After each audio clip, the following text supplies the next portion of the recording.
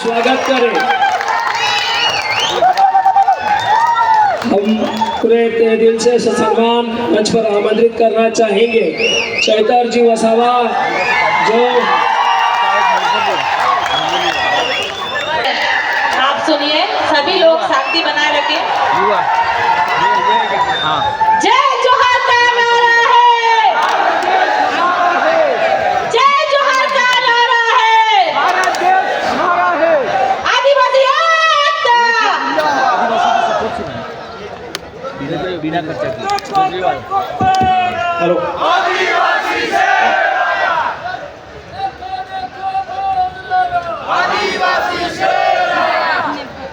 आदिवासी एकता परिषद द्वारा आयोजित 32वां आदिवासी एकता सांस्कृतिक महासम्मेलन में यहाँ उपस्थित सभी वडीलगण, युवा साथी, माताएं, बहनें, सभी को मेरा उलगुलान, जय जोहार, आपकी जय, स्वकथा पितरों की जय, प्रकृति की जय और जय भील प्रदेश।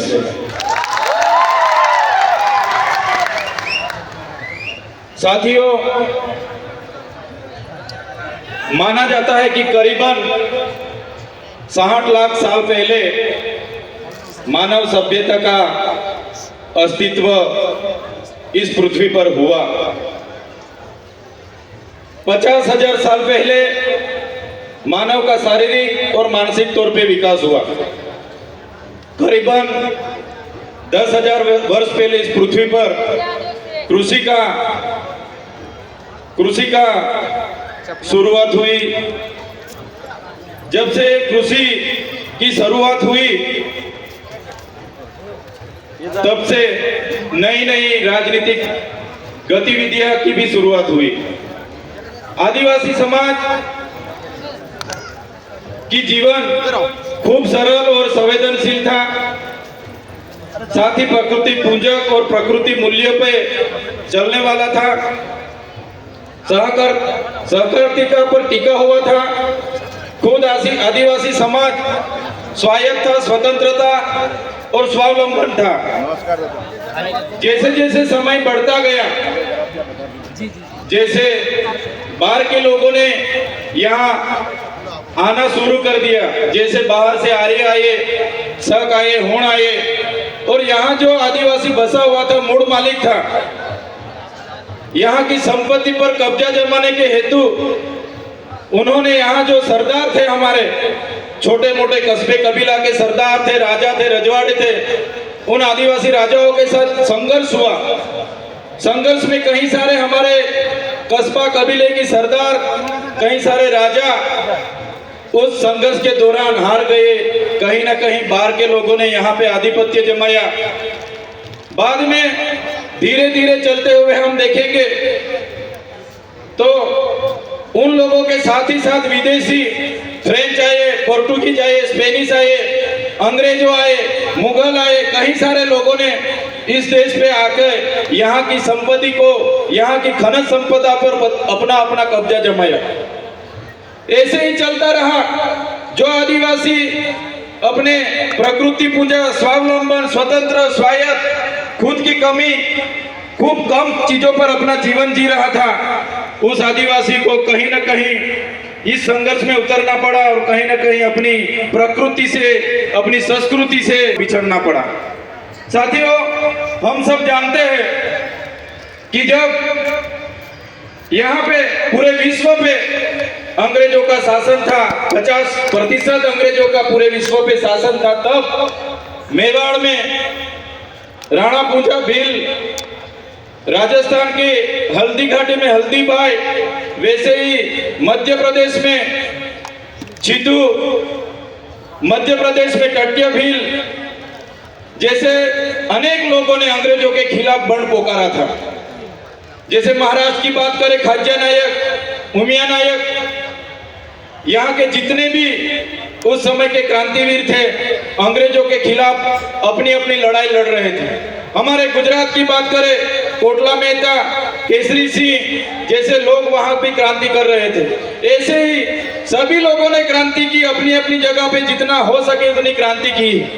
जैसे कि मानगढ़ धाम की बात आती है, गुरु गोविंद जी की आगेवाई में वहां संत सभा मिली और 1913 में हत्याकांड हुआ। 1500 भी ज्यादा लोग कि यहाँ वहां शहीद हो गए। इतनी सारी देश की आजादी में हमारे लोगों का योगदान रहा। देश आजाद हुआ 1947 में। देश आजाद होने के बाद तब तो माना जाता था कि देश आजाद हो गया, लेकिन जो लोकतांत्रिक सरकारें इस देश पे शासन पे आई तो अंग्रेजों की जो भी कानून व्यवस्था थी वही कानून नीतियां चलती रही। तो साथियों, देश तो पूरा आजाद हो गया, लेकिन फिर भी आदिवासी समाज आज भी अब खुद गुलाम की महसूस कर रहा है। आप और हम सब जानते हैं, कई सारी पार्टियां बनी, कई सारे धर्म संप्रदाय आए, कई सारे संगठन बने, लेकिन अपनी अपनी संख्या बढ़ाने के अलावा किसी ने भी कुछ नहीं किया। सबसे बदतर परिस्थिति इस देश में कोई किसी की होगी तो हमारे आदिवासी समाज, जो मूल निवासी समाज बोला जाता है, मूल मालिक समाज बोला जाता है, इस समाज की इस देश में हुई है। साथियों, जब इस देश में विकास की बात आई, जब इस देश में बड़े बड़े बांध बनने लगे, खोदान होने लगे, बड़े बड़े कारखाने बनने लगे, रोड बनने लगे, नहरें बनने लगी, रेलवे बनने लगा, सरकारी आवास बनने लगे, तब सबसे ज्यादा किसी को विस्थापित किया होगा तो भारत देश में आदिवासियों को विस्थापित किया है। आज भारत देश का 1,40,00,000 लोग आज विस्थापित हुए हैं। खुद प्रकृति के साथ जीते थे, अपनी संस्कृति थी, अपनी समाज के साथ रहते थे, फिर भी आज 1,40,00,000 लोग अपने समाज से छिन्न भिन्न हो गए। आज मूल मालिक की परिस्थिति कैसी हो गई है? आज मूल मालिक को मजदूर बना दिया गया है। आज भारत देश की बात करें, 80% आदिवासी आज भी गरीबी रेखा के नीचे जी रहे हैं। 80% लोग आज भी गरीबी रेखा के नीचे जो जी रहे हैं वो आदिवासी है। साथियों, पूरे देश में आज खनिज संपदा की बात करी जाए तो सबसे ज्यादा खनिज संपदा जो आदिवासी एरिया में है, 80% खनिज संपदा अपने यहाँ होते हुए भी आज आदिवासी को मजदूर बना के इन सरकारों ने रखी है। तो साथियों, आदिवासी एकता परिषद यही सिखाता है कि आदिवासी कौन था, कहां से आदिवासी आए, क्या हुआ। तो आदिवासियों का इतिहास बहुत पुराना है।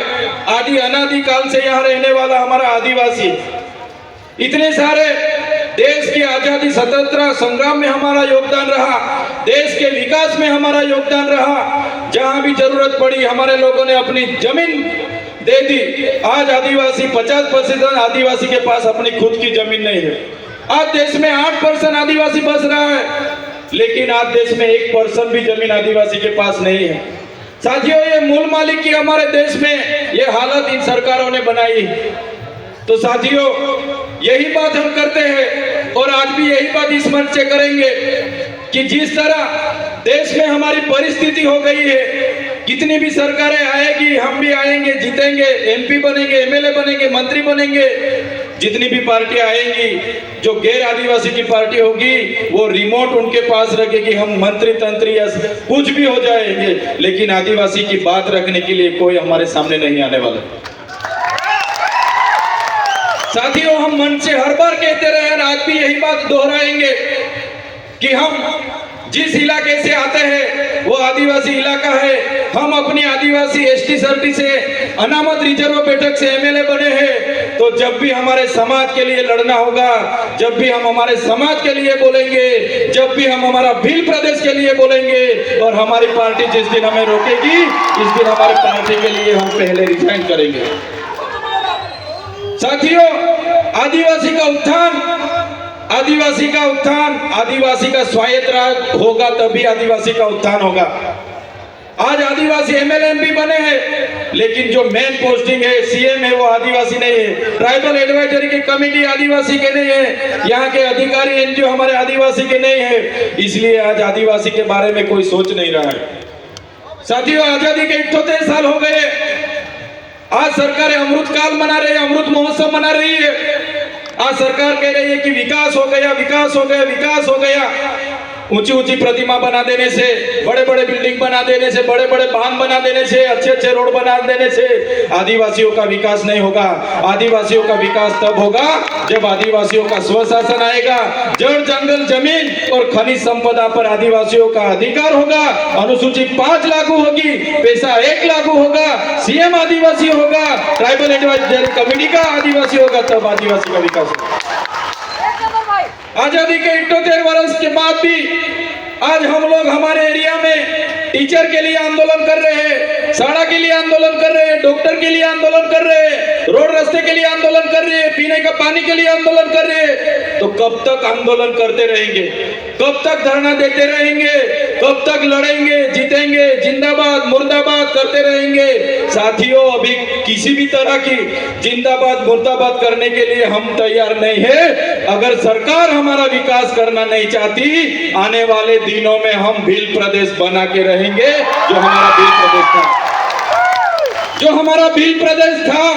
आजादी के बाद उस भील प्रदेश को महाराष्ट्र, मध्य प्रदेश, राजस्थान और गुजरात में बांट दिया है। आज भी हम लोग बॉर्डर लेस होके हमारा रोटी बेटी का व्यवहार आज भी चल रहा है। हमारी पूजा विधि, जन्म विधि, मरण विधि आज भी सेम है। आज भी हम लोग, हमारी बोली भाषा, हमारा पहरवेश, हमारा नाच गान आज भी हम सब चारों राज्यों में है। साथियों, ऐसे लड़ने का अभी टाइम नहीं है। सरकार को हम बोलना चाहते हैं, सरकार ऐसे ही करेगी। विकास के नाम पे हमको छिन्न भिन्न कर रही है, हमको बांट रही है, धर्म संप्रदाय के नाम पर बांट रही है। तो साथियों, ज्यादा टाइम नहीं लूंगा मैं, लेकिन जरूर इतना बोलूंगा सरकार को कि जिस तरह तेलुगु लोगों को तेलंगाना मिला, तमिल लोगों को तमिलनाडु मिला, मराठाओं को महाराष्ट्र मिला, गुजरातियों को गुजरात मिला, पंजाबियों को पंजाब मिला,